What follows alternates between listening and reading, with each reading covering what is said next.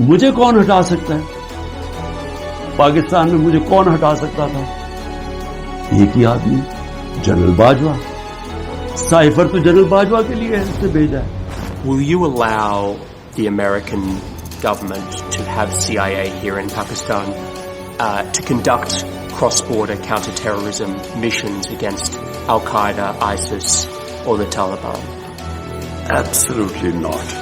जिन लोगों ने ये रजीम चेंज होने दिया वो सब जिम्मेदार हैं और उन्होंने सब ने मुझसे गद्दारी की। 3 नवंबर 2022 अल्लाहवाला चौक वजीराबाद, जहां हकीकी आजादी मार्च में मुल्क के मकबूल तरीन लीडर इमरान खान पर फायरिंग करवाई गई। क्योंकि मारने वालों से बचाने वाले की हस्ती बड़ी है, लिहाजा ये गोलियां इमरान खान की जान तो नहीं ले सकी, मगर उनकी टांग बुरी तरह जख्मी हुई। उन समेत कंटेनर पर मौजूद मजीद 14 लोग भी सानहे में जख्मी हुए, जबकि कंटेनर के साथ चलने वाले काफिले में मौजूद एक मासूम शहरी मुअज्जम गोंदल अपने नन्हे बच्चों के सामने अपनी जान से हाथ धो बैठा। इस सानहे को 3 बरस गुजर चुके हैं, मगर कई सवालात आज भी जवाब की मतलाशी।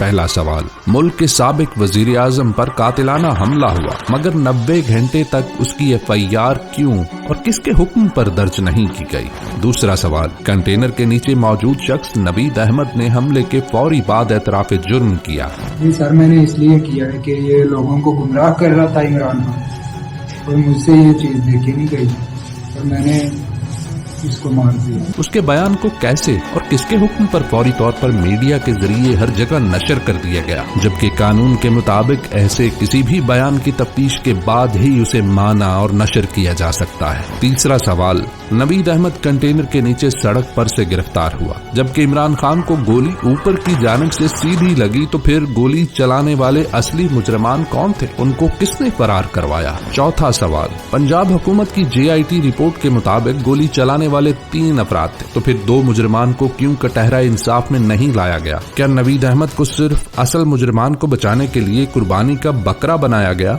जब तक इन सवालात के तसल्ली बख्श जवाबात नहीं मिलेंगे, इस मुकदमे में इंसाफ नहीं मिल सकता। यहाँ नुक्ता ये भी है कि एक रियासत जब लाकानूनियत के रास्ते पर चल निकले और इक्तदार की हवस में ताकत के नशे से चूर रहे, फिर उसको अपनी ताकत के रास्ते में आता, अवाम को शऊर देता कोई भी शख्स ऐसे ही खटकता है।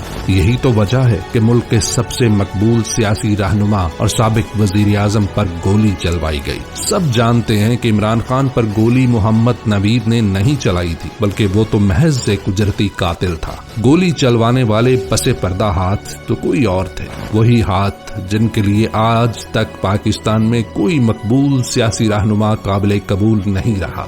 वही हाथ जो इस मुल्क की आवाम की हकीकी आजादी से खौफजदा है, वही हाथ जो इमरान खान की कैद से आजाद होने से वहशत ज़दा है। मगर बात फिर वही है कि इमरान खान आज 3 साल बाद सब सहने के बाद भी इस यजीदियत के सामने झुकने से इनकारी है।